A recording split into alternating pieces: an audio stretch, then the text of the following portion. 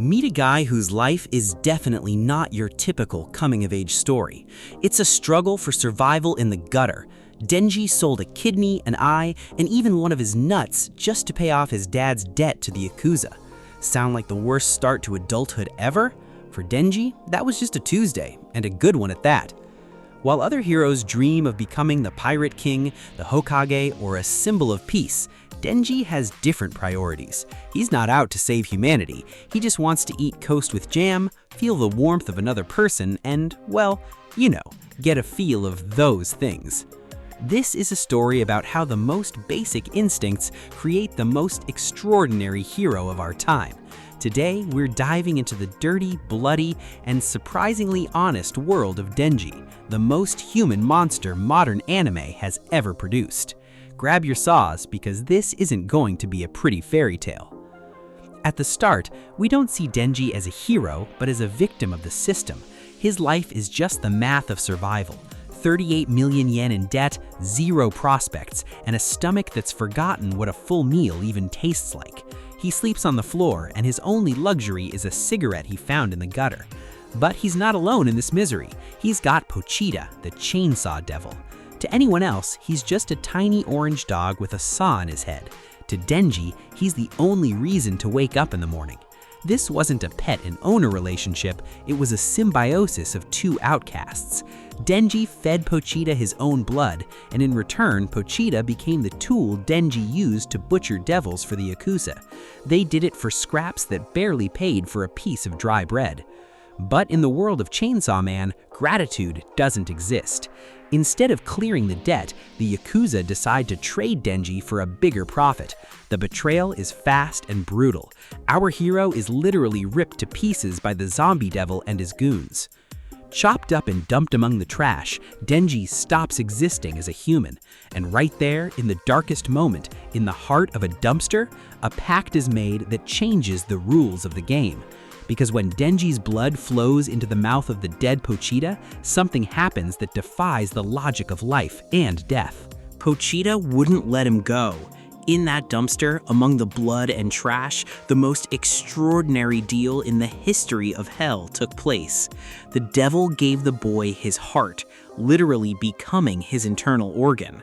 But this wasn't just some cheap mercy. That's how Chainsaw Man was born. Forget about elegant warriors in capes or sword masters with a strict code of honor. Denji is chaos, blood, and the roar of a combustion engine. He's not a superhero, he's a rabid dog let off the leash. He doesn't fight with technique, he fights with pure animal desperation. When he pulls the cord in his chest, he stops being a boy who had nothing to eat. He becomes the embodiment of fear that makes even the most powerful devils tremble.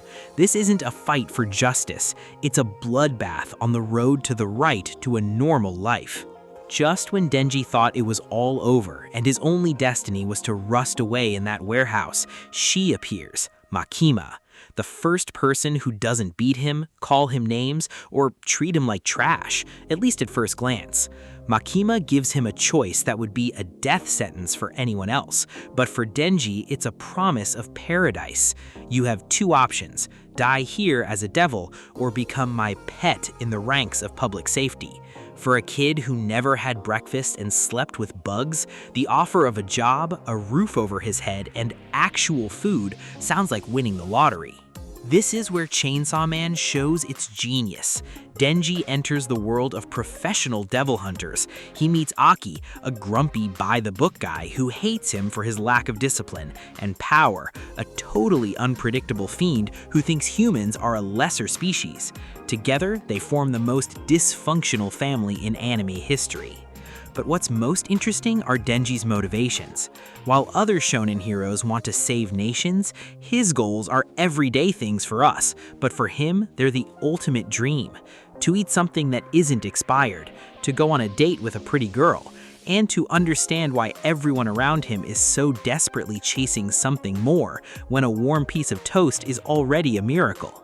Denji is looking for normalcy in a world that's gone mad. He just doesn't know one thing, that in this game, every slice of bread comes with a very bloody price tag. Why do millions of people worldwide love a kid who can turn into a roaring chainsaw?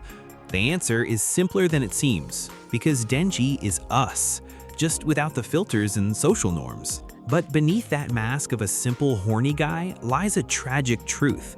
Denji is a child of extreme trauma, uneducated and emotionally malnourished.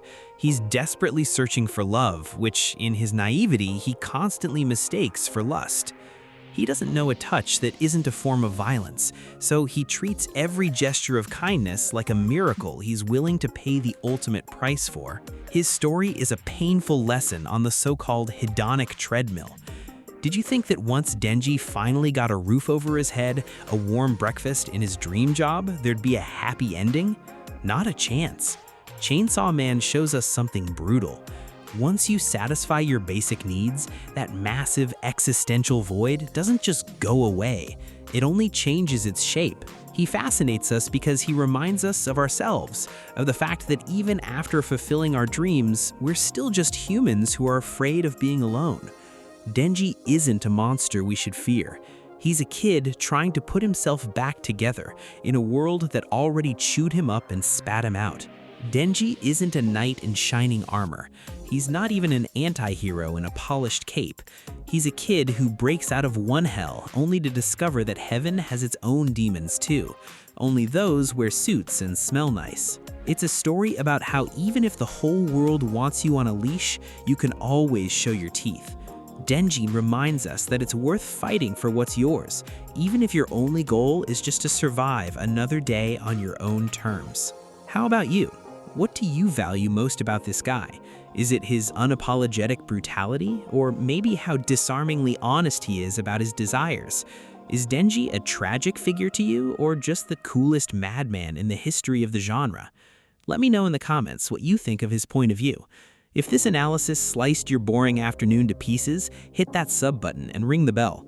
We'll be back soon with more stories that gut your favorite anime to the bone.